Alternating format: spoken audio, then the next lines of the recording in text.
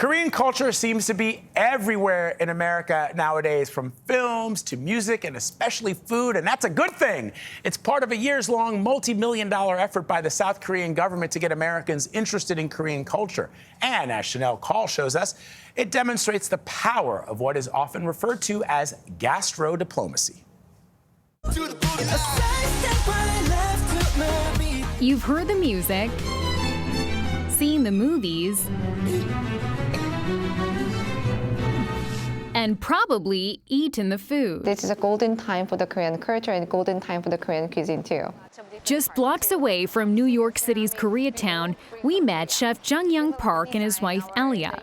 They say when they moved here a decade ago, this neighborhood felt, well, different. Maybe like 70% of the people in the restaurant was Korean.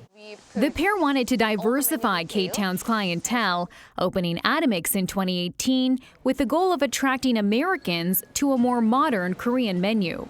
With dishes like sardine on marigold rice and gim bulgock and striped jack with yellow pepper and red cabbage, the couple have caught the attention of diners and critics, earning 2 Michelin stars and inspiring curiosity in beyond what's on the plate.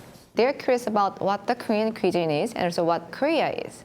But that recent and growing interest isn't just coincidence. A nation using its cuisine to attract tourism and visibility. The main ingredient here is something called gastrodiplomacy. Not everybody can be on the Permanent Council of the UN, but you can have cuisine that people want to eat. Johanna Mendelsohn-Foreman teaches gastrodiplomacy at American University. She told us the term was coined in 2002 by The Economist magazine after Thailand wrote the playbook. The Thai government gave its foreign nationals concessional loans to open restaurants around the world. They went from 2,000 to something like 17,000 restaurants in a decade. So it's not a coincidence that you see Thai restaurants on every corner? Absolutely not. It's a strategy.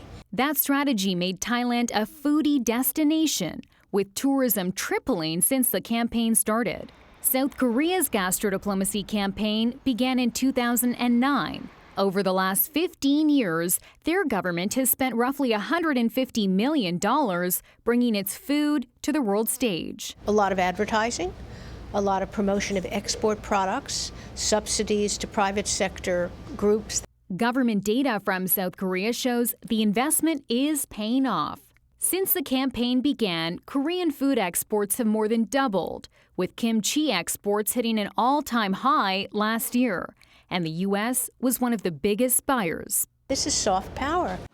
For these restaurateurs, that boost in global visibility means a culture once foreign has become familiar here in America. Now when we go to the K-Town, like maybe 80% of the customers like From other countries. Yeah.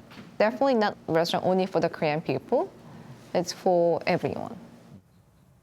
And important to mention that Korean culture and cuisine isn't just existing on the world stage right now, it is thriving. The number of Korean Michelin star restaurants were 0 in 2010. Today, it's 23. Wow. And the most amount of people who are actually going to those restaurants are non-Korean, and that's the whole point of gastrodiplomacy. Well, I think it's so fascinating. We've talked about this, how oftentimes ethnic cuisines do not get the same respect that European cuisines Yes. get, and now they finally Especially in fine dining, right?